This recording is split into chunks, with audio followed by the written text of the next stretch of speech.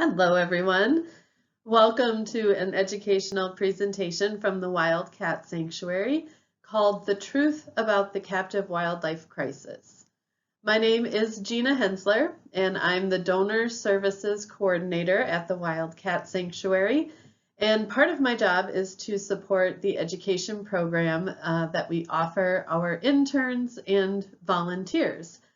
And in this time of self-quarantine and staying at home, we thought it would be helpful to offer some presentations to the general public that we typically offer our animal care interns, our media interns, our volunteers, and the AmeriCorps and CCC teams that serve with us in the summer. So today we are going to do a little bit of an overview of what we refer to as the captive wildlife crisis. This is Miss Pandora sleeping here. And we get asked a lot to present about what we do. And it's very difficult to boil it down into short presentations because it is quite vast and quite deep. But today we're going to do our best to give you a brief overview of what the captive wildlife crisis is and how the Wildcat Sanctuary is working to create solutions for these cats. So I like to start presentations with our mission, vision, and mission statement and vision statement. Our mission is pretty straightforward and clear and cut and dry. We are going to provide a sanctuary to cats in need and provide that direct service while we are inspiring change to end the captive wildlife crisis, meaning that we're trying to put ourselves out of business ultimately. There's a lot of resources and time and energy that is spent rescuing and caring for these wild animals that are kept in captivity, and we would much rather see a world where all of that money and time and effort is redirected for true conservation efforts where cats like tigers can live in the wild as Mother Nature intended. But until we get to that point, the Wildcat Sanctuary and other sanctuaries like us are here to provide the best life possible for cats in captivity. We are one of about 17 sanctuaries that provide care like this to captive wild cats. So the field is very young. I think a lot of people, when they think of animal welfare causes, maybe think about companion animals like humane societies and rescue groups. And those types of groups have been around for 100 years or longer, which is a long time. But captive wild animal rescue has really only been around since about the 80s or the 90s. And so we're a very young field, which means that most sanctuaries, not all, but most sanctuaries that you find, the founder is still in charge and running the sanctuary, as is the case at the Wildcat Sanctuary. Many of you know that Tammy is our founder and continues to be our director. So we consider ourselves a true sanctuary, and that needs a little bit of definition. I think the word sanctuary is getting a little diluted in that all different kinds of organizations are using that term, and so it becomes difficult for the general public to understand who the good guys are and who the bad guys are. So to help you a little bit with that, this is what our definition is of a true sanctuary. We are a home for life rescue for these animals, and we are actively trying to put ourselves out of business. Let's see. The next thing I'm going to share with you is a little video that digs deeper into our mission. And we call this our brand video, and some of you may have seen it before. We released it in late 2019, but it does a very good job of explaining what we do and how we do it. And so I'm going to click over to that, and then we'll come back for a little bit more.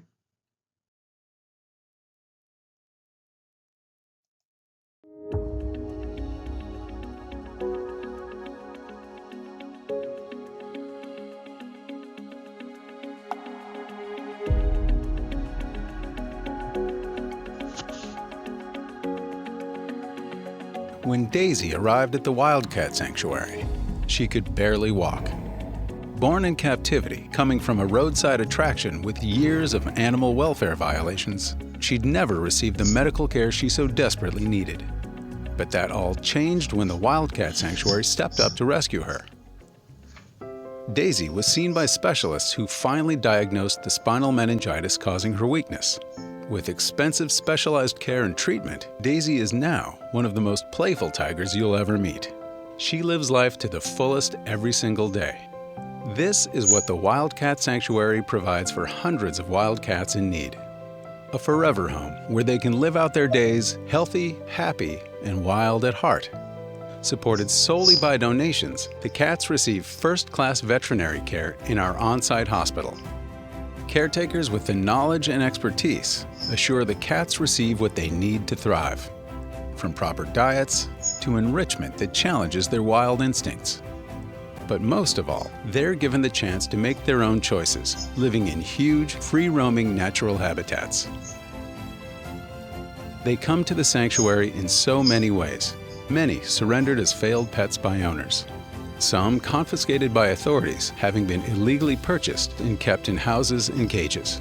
Others transferred from failing facilities or zoos, adopting a more compassionate mission of exhibition. And sadly, there are far too many who've been orphaned in the wild, with no hope for survival. This is the captive wildlife crisis. The Wildcat Sanctuary is nonprofit, accredited, and provides these cats with the opportunity, often for the first time in their lives, to choose a path to walk, a comfortable place to lie down, and companionship of their own kind. They enjoy pools, caves, skywalks, high perches and platforms, as well as indoor temperature-controlled bedrooms for use during inclement weather. From the largest wildcat to the smallest hybrid, they now live out their lives as the wild cats they were born to be. Surrounded by nature in the woods of northern Minnesota, they're well cared for and, most of all, loved. The Wildcat Sanctuary is not a zoo for people, but rather a refuge where injured, abused, or displaced wildcats are provided a life free of exhibition and exploitation. The sanctuary is not open to the public. Though rescue is one part of the sanctuary's mission, so is education. We hope to inspire change, ending private ownership and the need for sanctuaries in the first place. How can you help? Don't go to traveling animal exhibits and never participate in cub petting or hands-on experiences with wild animals. Sponsoring or donating toward the lifelong care of any of the bobcats, servals, lynx, cougars, leopards, tigers, lions, or hybrid cats who live at the sanctuary is another vital way of helping. But most of all, please keep the wild in your heart, not in your home. Adopt appropriate pets. The cats here at the Wildcat Sanctuary will never know freedom, but with your help, they can know compassion.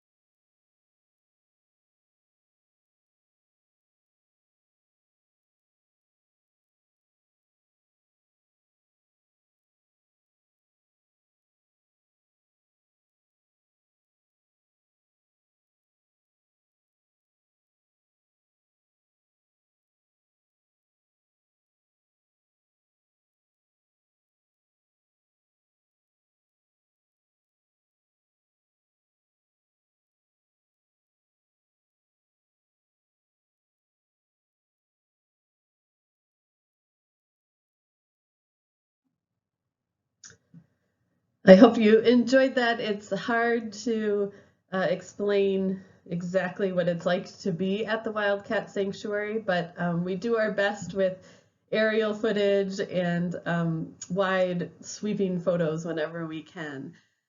So through that video, I hope you can see our efforts to really do as much as possible to give these cats a life as close to wild as we can.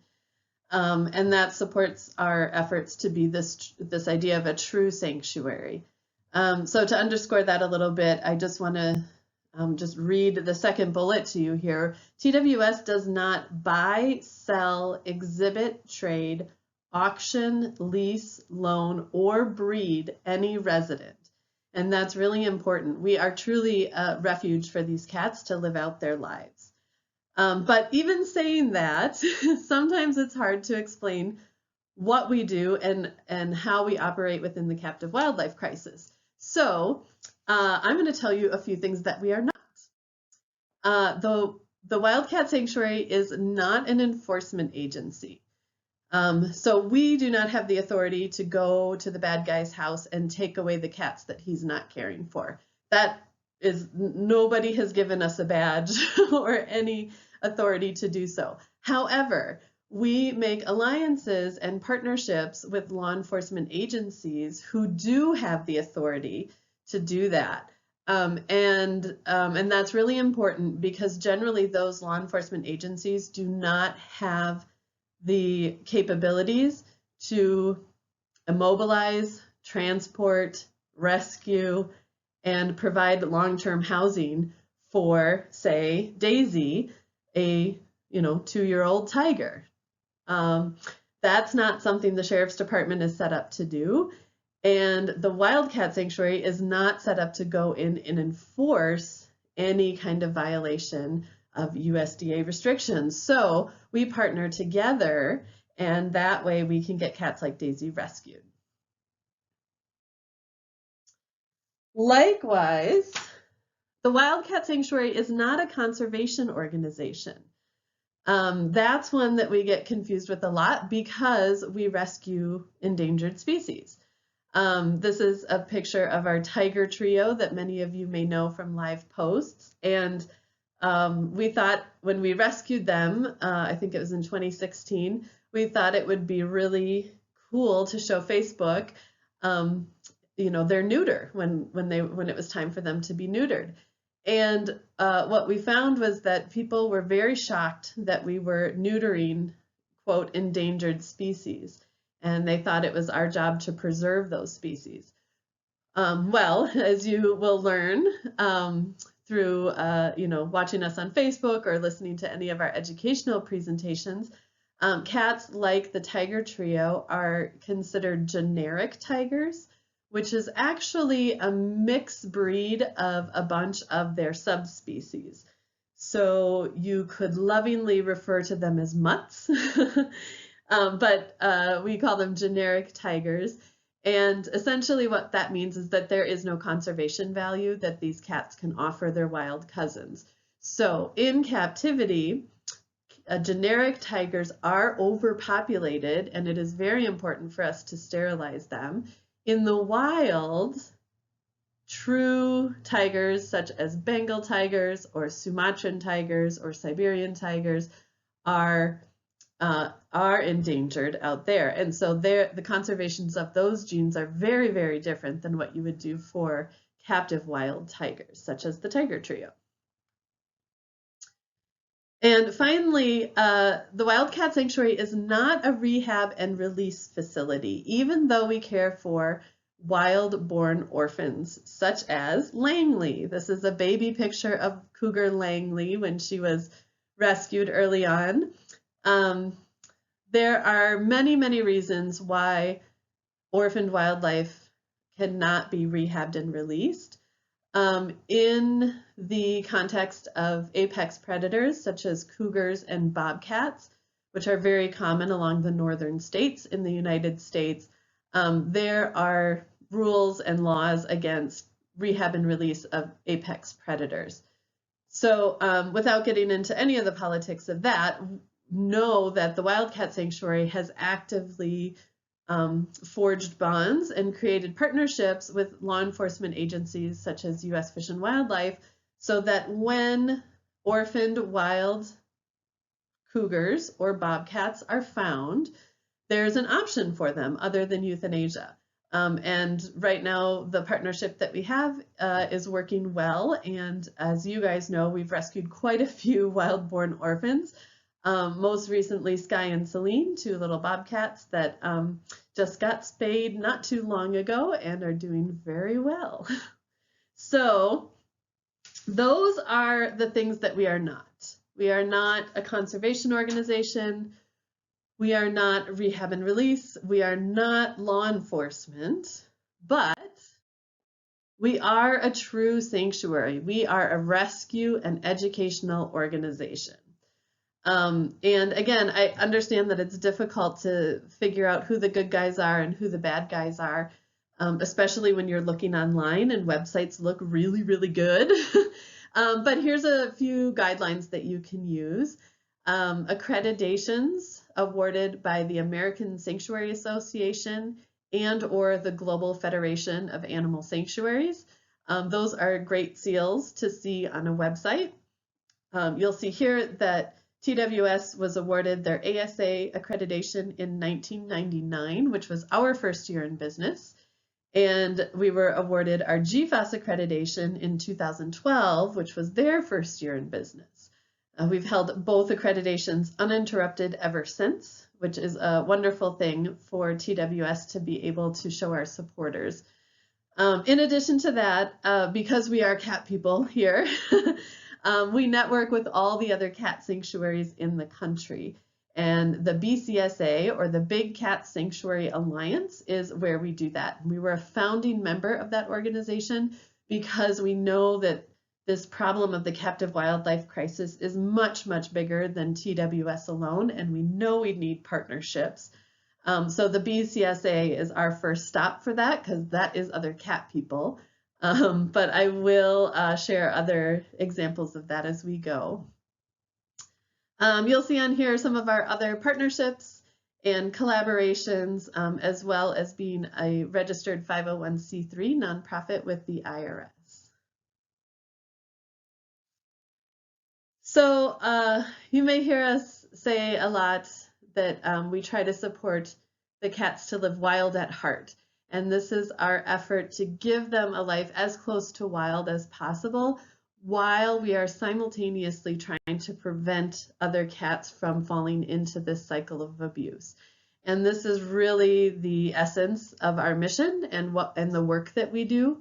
One of the things that I love about working at TWS is that the organization and our director, Tammy, we are so laser focused on that mission, and we really don't veer from it at all. And I think that's really an important thing for an organization to do, not only to move the needle on their mission, but also to be great stewards of our donors' dollars and making sure that every dollar that you donate goes directly to our mission and is directly helping these cats or preventing more from having to be rescued. So the captive wildlife crisis. Let's dig a little bit deeper into this. This is my definition of what the captive wildlife crisis is. And it is worldwide. I think we see the most concentration in the United States right now, but it is certainly a worldwide enterprise, and it's generally financially driven. Sometimes that is for the pet factor, somebody having a cool pet, but sometimes that is for business reasons when you get into what we call the pay-to-play industry, or cub petting in the case of big cats. And we'll dig into that a little bit as well. So the result of this is that there is an overpopulation of captive wild animals in this country. Again, it's really hard for people to kind of wrap their head around the fact that these cats can be endangered in the wild, but overpopulated in captivity. Especially when we use the example of the generic tiger, it's almost a separate subspecies at this point from its wild cousins. So the problem is quite large and a little overwhelming, but there is a lot of hope and there's a lot of good things happening. There are some challenges as well, and obviously that's what we're here to uncover. But one of the ones that I want to point out in particular is the hybridization of a lot of these species. So it's one thing to have, say, companion animals overpopulated in our shelters and rescue systems, and then have small, African servals overpopulated in the sanctuary system. And now we're making hybrids of those two, which almost at this point now demands another rescue network to be able to help. And so, so it is getting a little bit more complicated, but I think we have a lot of good people working on it. And so we're just going to keep plowing ahead and educating people and trying to make change whenever possible. So the scale of the captive wildlife crisis is quite shocking, and I do like to use statistics that kind of make people shake their heads a little bit, because it is quite shocking, and we aren't always aware of that. Just a reminder that I'm coming to you from the cat world here, so I am talking about, tigers and servals and African lions and things, but this is not exclusive to cats by any means. We also have sanctuaries doing good work with primates, with wolves and bears, even horses and exotic parrots and things like that. So I am mostly focused in what's going on with the cats, but this is a bigger, wider world than that, and a lot of people are doing as much as they can to help. But you'll see here that they estimate that there are billions of dollars exchanged in the captive wildlife crisis. That credit is to the Humane Society of the United States there. That was a quote from them. What I see when I look at that is that it's billions of dollars that are invested in this captive wild animal trade. What if we didn't have to do that, and that could all be redirected to true conservation efforts where we are protecting ecosystems and habitats for tigers in the wild? We could get so far ahead with that much money, but we can't. It's tied up in the captive wildlife trade right now. And so that is part of our motivation for trying to shut this captive wildlife crisis down. Estimates say, and I'm not going to sugarcoat it, they are estimates because we can't get reporting from the bad guys necessarily, but the estimates are that there are 8,000 to 10,000 tigers in backyards in the United States alone. That's pretty shocking. That is not zoos, that's not sanctuaries, that's backyards. And so what that looks like is, this is an overhead shot here of a facility in Colorado that closed down in 2016. And this is approximately 10 acres of land, and about 100 cats lived on this property.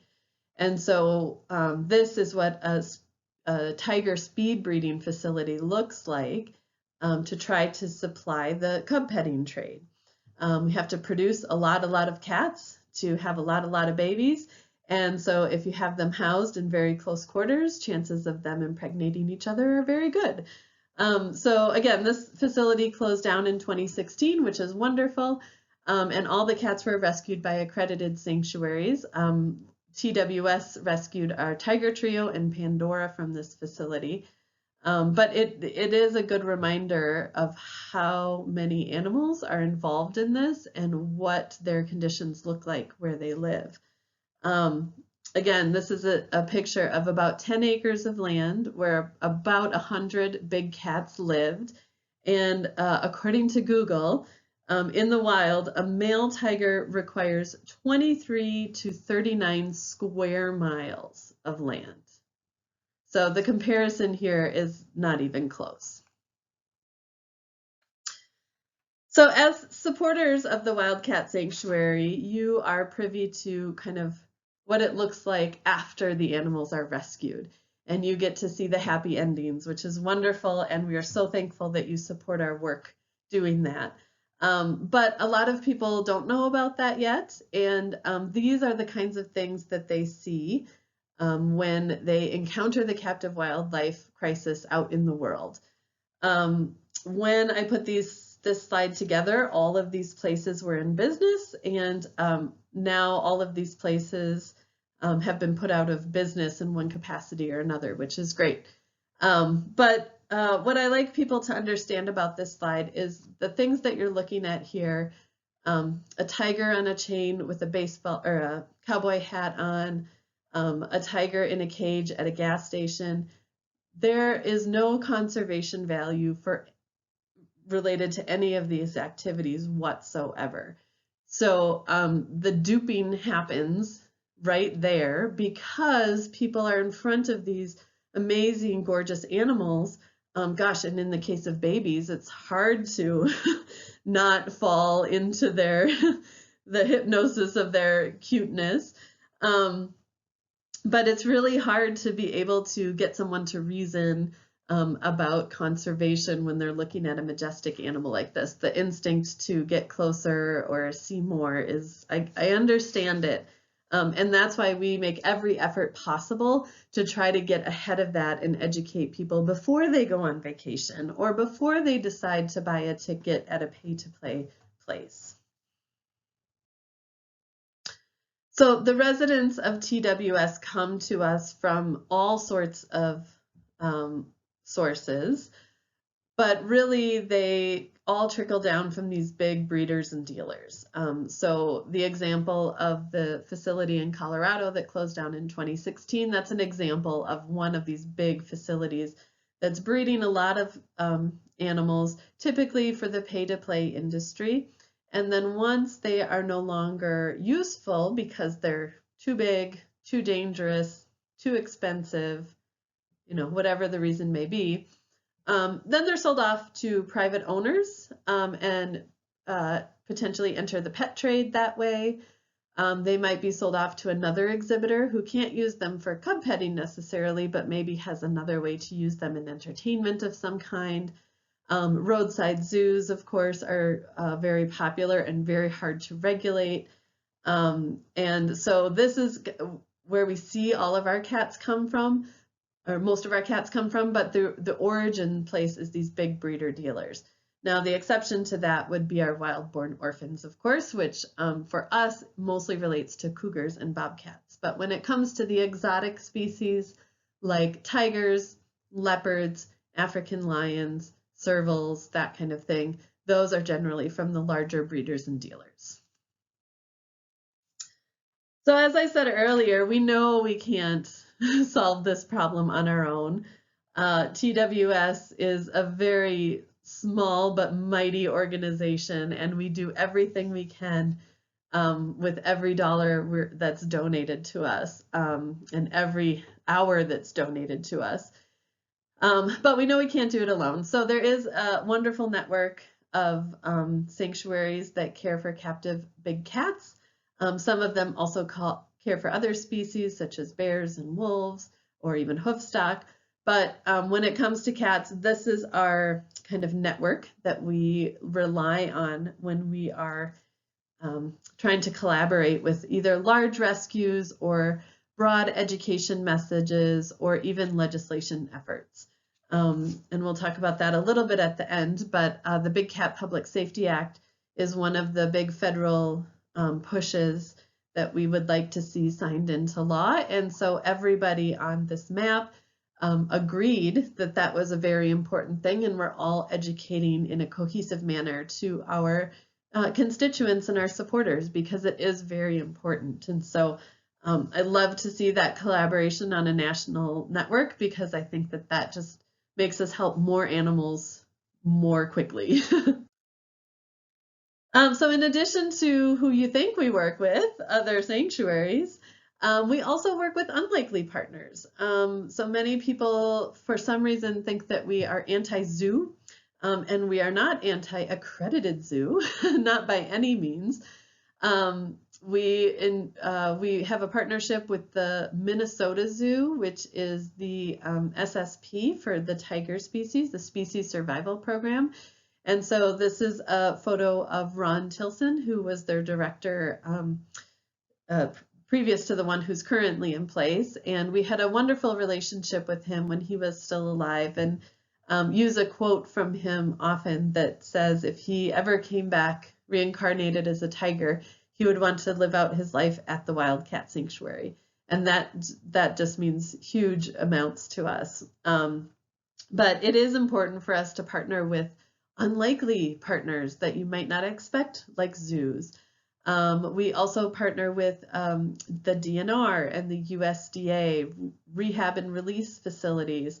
The network has to be broad because there are so many animals involved, and because there's so many law enforcement agencies that touch all these things.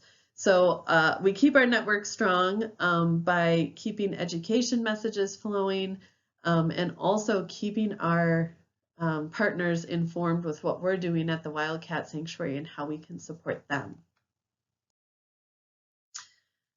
So there are some laws related to this. On a federal level, the one that is most relevant is the Animal Welfare Act.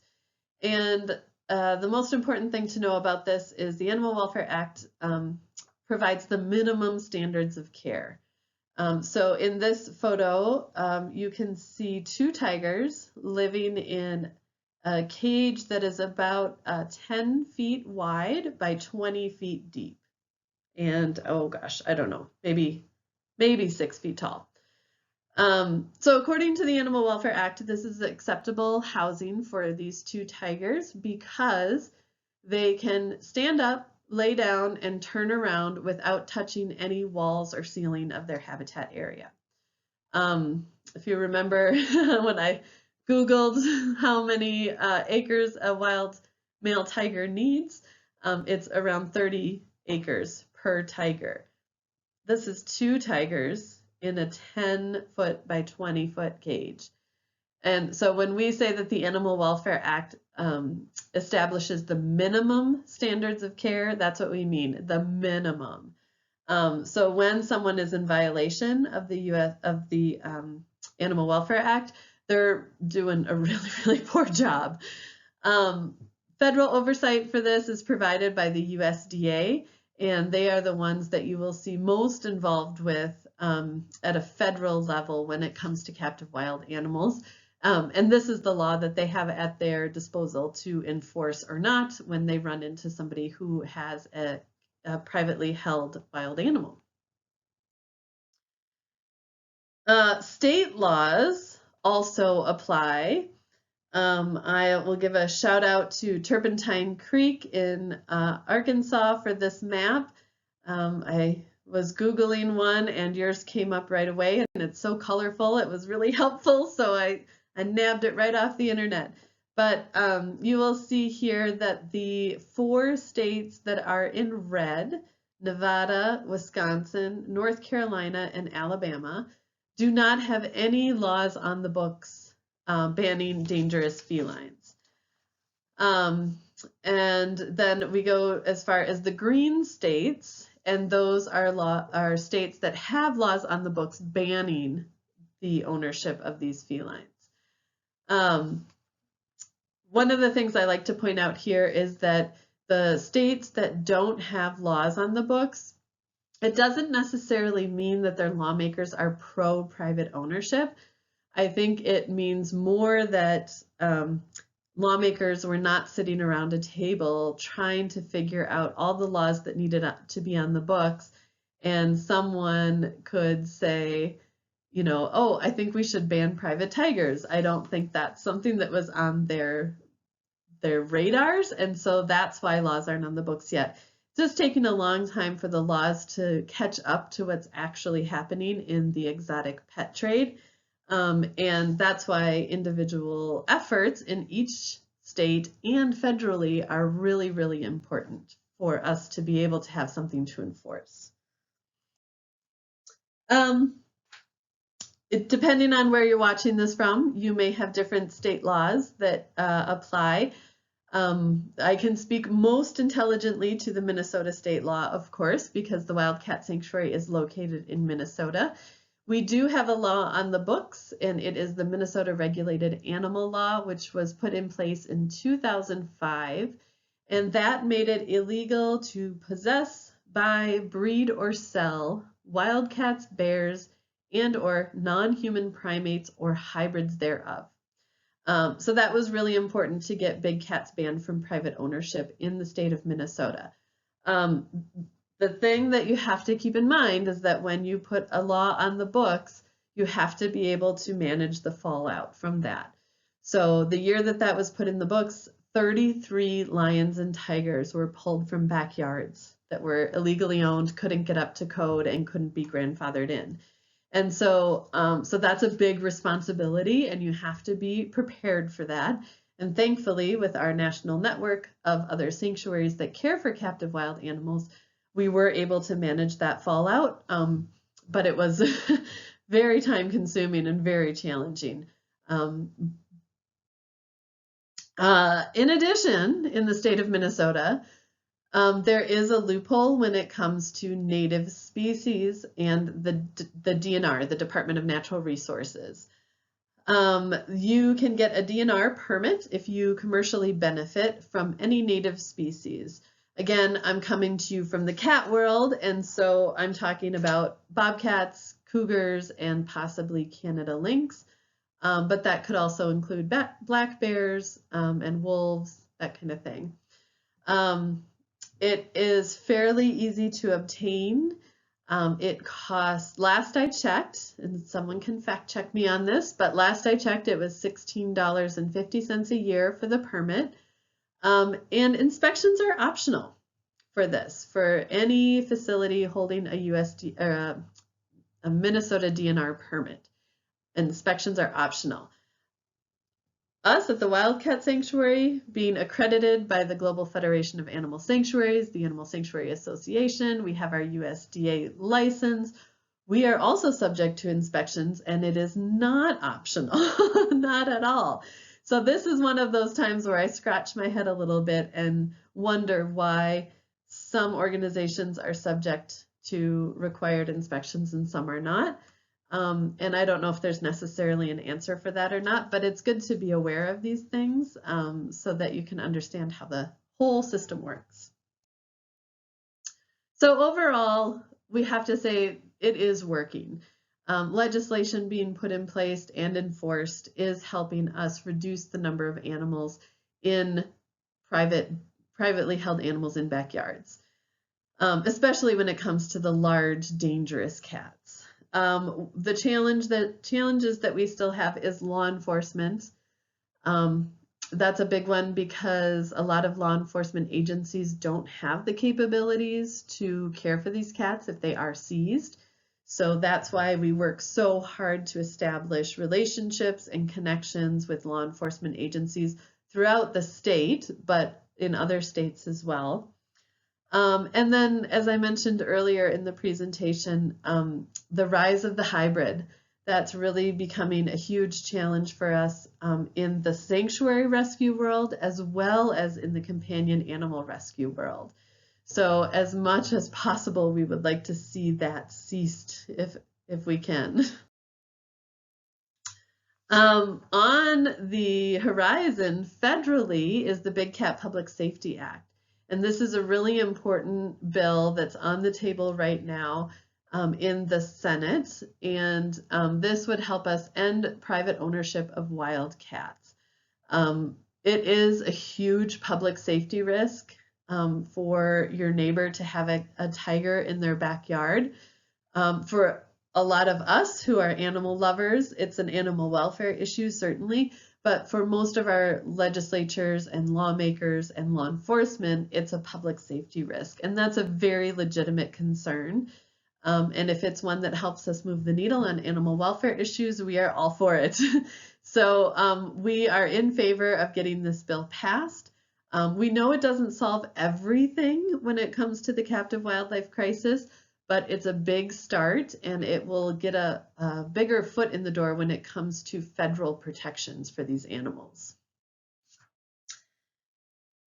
And there are things that we can do in our everyday life to make things better. We can certainly wait for legislation to be passed and for law enforcement to catch the bad guys. But in the meantime, we can vote with our dollars and decide who we want to support and why. So we ask our supporters to say no to circuses with wild animals, say no to pay-to-play opportunities such as cub petting or swim with the tiger cubs, ride the elephants, swim with the dolphins, all of that pay-to-play stuff. Avoid it if you can and keep your dollars for a better cause. Leave the wild in your heart, not your home. We are seeing a rise of orphan animals being taken out of the wild and missing their opportunity for rehab and release. Our newly rescued bobcat Sky and Feline are a perfect example of that. And so instead of overloading the sanctuary system with more cats that need to be cared for 20 years or longer, we want to encourage people to leave those animals in the wild and not bring them into their homes at all.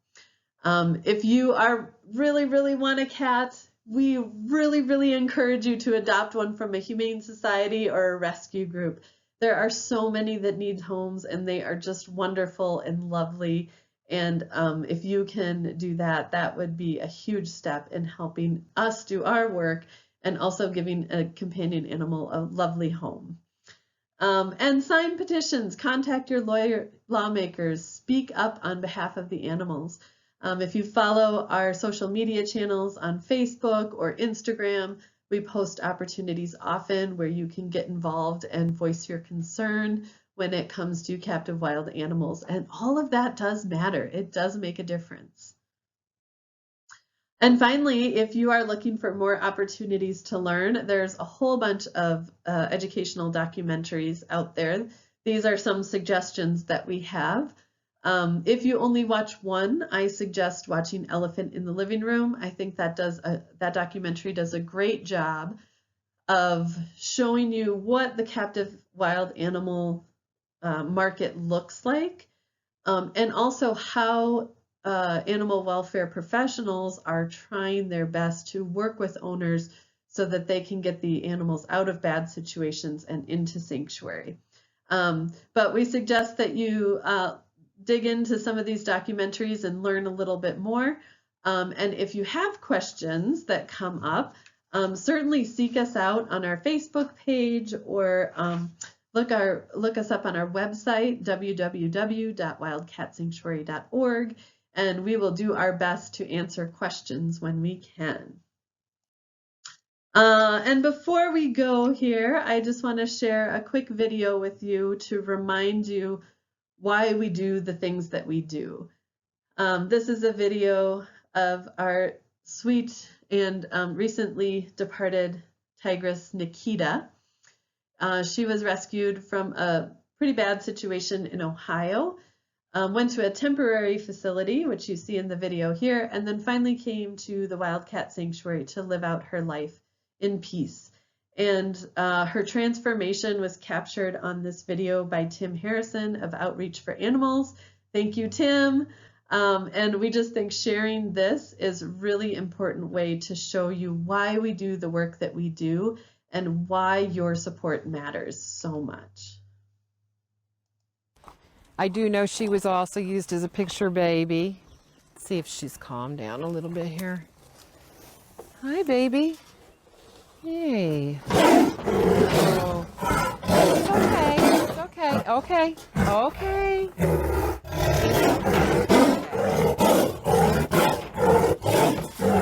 She's. Come on, down. You just no. Come on, down. I need you down. Will you stop? So stopping is good. You can pull it through. Just turn it sideways. Good girl. So this is the same tiger that was down there losing its mind in Ashland, Ohio.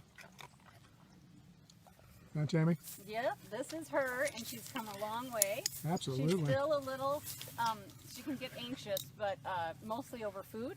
Everything else, she's very calm. She is fine around even groups of people now. We have not tried her near another cat, but that was never her trigger. Her trigger was humans because of the mistreatment. Yeah, this is. What a good girl. So I can't even proud of believe you. this is the same cat. And she's not food possessive or anything like that. She just gets very excited about mealtime. Don't we all?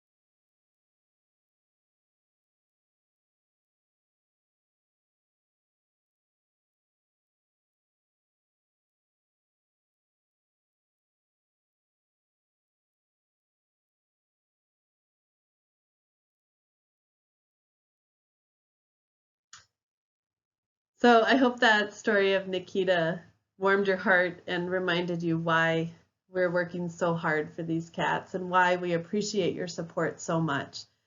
So thank you for joining us for this educational presentation about the truth about the captive wildlife crisis from the Wildcat Sanctuary in Sandstone, Minnesota. We appreciate all your support, and you can visit us on our Facebook page or our website at www.wildcatsanctuary.org. Thank you very much for all your support.